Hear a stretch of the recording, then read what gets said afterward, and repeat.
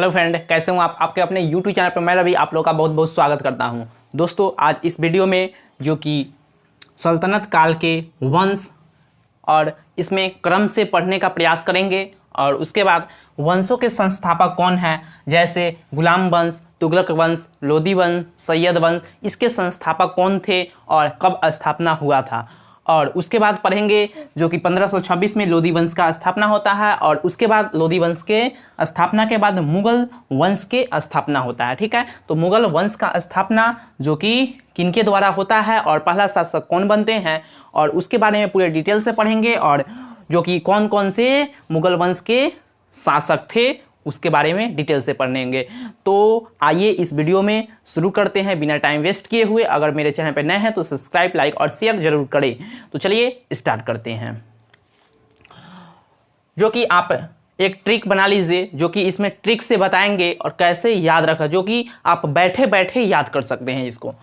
तो याद करने के लिए ट्रिक आप बना लीजिए, गुल खिले तुम शायद लोगे, गुल खिले तुम शायद लोगे। देखिए, गुल से गुलाम वंश, खिले से खिलजी वंश, तुम से तुगलक वंश बना लीजिए, शायद से सैयद वंश, लोगे से लोदी वंश। ठीक है, यहाँ पे नो कंफ्यूजन।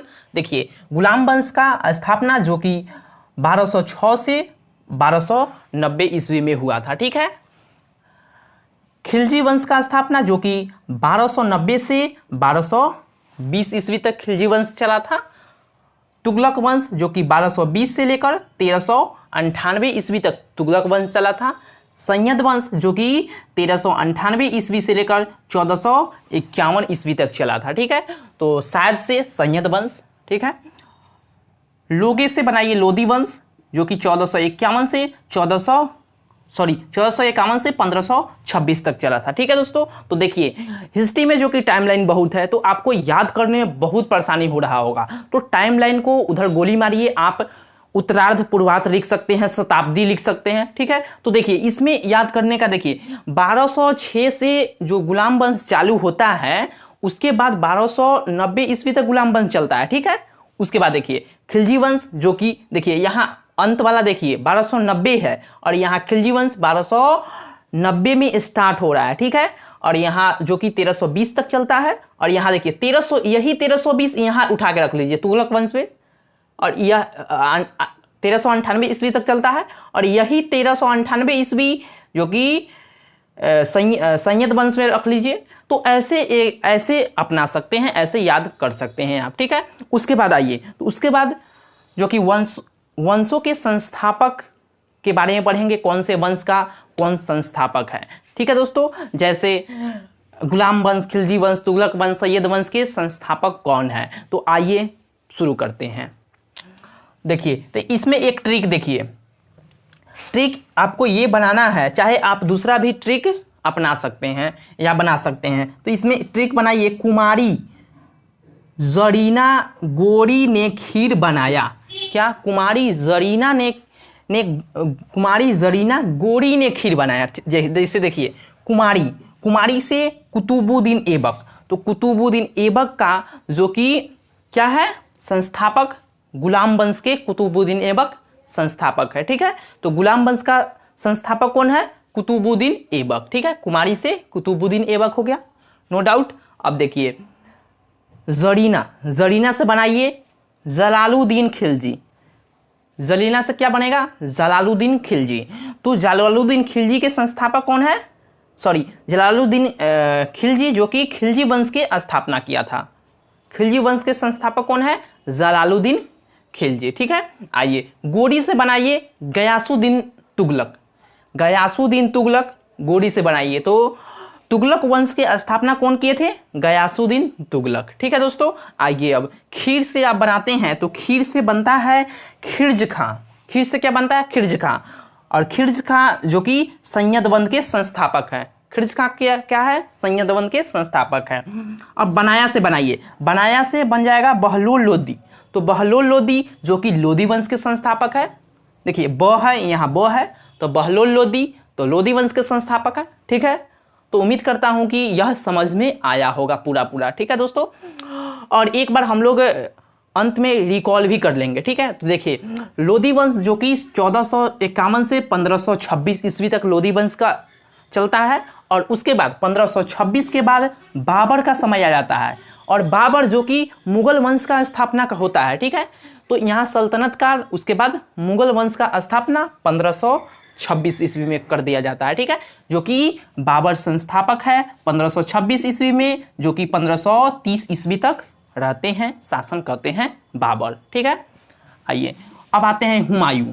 तो हुमायूं जो कि 1530 से लेकर 1540 तक इनका शासनकाल रहता है, और जो कि 1555 से 1556 ईस्वी तक ये रहते हैं। ठीक है, तो कुल इन्होंने 2 बार मुझे आया था। ठीक है दोस्तों, आइए अकबर की बात करें तो अकबर, देखिए बाबर, हुमायूं, अकबर।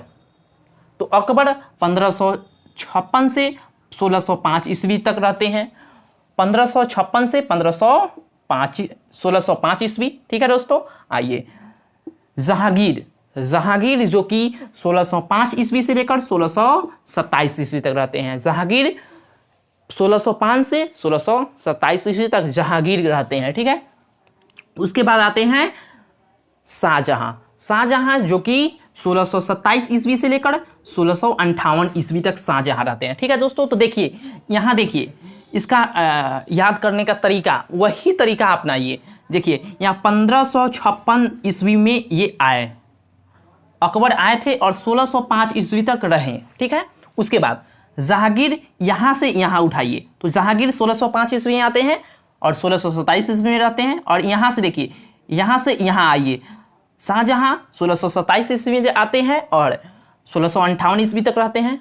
उसके बाद औरंगजेब आता है, तो औरंगजेब जो कि 1658 ईस्वी से 1707 ईस्वी तक रहता है औरंगजेब। ठीक है, तो औरंगजेब की मृत्यु हो जाने के बाद जो कि मिडेवल यहाँ से समाप्त होता है, मध्यकालीन भारत यहाँ से समाप्त होता है। उसके बाद यहाँ से आ जाता है आधुनिक भारत का इतिहास। ठीक है, उसके बाद बहादुर शाह आप देखेंगे तो बहादुर शाह 1707 ईस्वी में आए हुए हैं और 1712 ईस्वी तक बहादुर शाह रहे थे। ठीक है दोस्तों, आइए जो कि औरंगजेब को दोस्तों जिंदा पीर भी कहा जाता है। औरंगजेब को क्या कहा जाता है? जिंदा पीर भी कहा जाता है। ठीक है, आइए जहांदार शाह जो कि 1712 ईस्वी से 1713 ईस्वी में जहांदार शाह रहते हैं राजगद्दी पर। उसके बाद फर्रुख सिंहर आ जाता है, फर्रुख सिंहर जो कि 1713 से 1719 तक रहते हैं फर्रुख सिंहर। ठीक है, तो देखिए यहाँ पे देखिए 13 है, यहाँ पे 13 आ रहा है। ठीक है, यहाँ अंत हो रहा है, ये आ रहा है, 17 से 19 तक रहेंगे। फर्रुख सिंहर को दोस्तों घृणित कायर भी बोलते हैं, फर्रुख सिंहर को क्या बोलते हैं? घृणित कायर भी बोलते हैं। ठीक है, प्रसिद्ध नाम है इसका। मोहम्मद शाह जो कि देखिए यहाँ अंत हुआ 19, तो ये आए 19 में 1719 में आते हैं, जो कि 1748 तक रहते हैं। उसके बाद अहमद शाह आते हैं, 1748 से 1754 तक अहमद शाह रहते हैं। उसके बाद आलमगीर द्वितीय आते हैं, आलमगीर द्वितीय जो कि 1754 से 1758 ईस्वी तक रहते हैं, कुल 4 साल रहते हैं। उसके बाद दोस्तों देखिए 1719 ईस्वी के फर्रुख सिंहर के बाद कई छोटे मोटे शासक भी आए थे, और आलमगीर द्वितीय जो कि 1754 से 1758 ईस्वी तक रहते हैं। उसके बाद शाह आलम द्वितीय जो कि 1759 से लेकर 1806 ईस्वी तक शाह आलम द्वितीय रहता है। ठीक है, उसके बाद अकबर आता है, अकबर जो कि अकबर द्वितीय है दोस्तों, अकबर द्वितीय जो कि 1806 से 1837 ईस्वी तक अकबर द्वितीय रहता है। उसके बाद बहादुर शाह द्वितीय कह सकते हैं या बहादुर शाह जफर कह सकते हैं, जो कि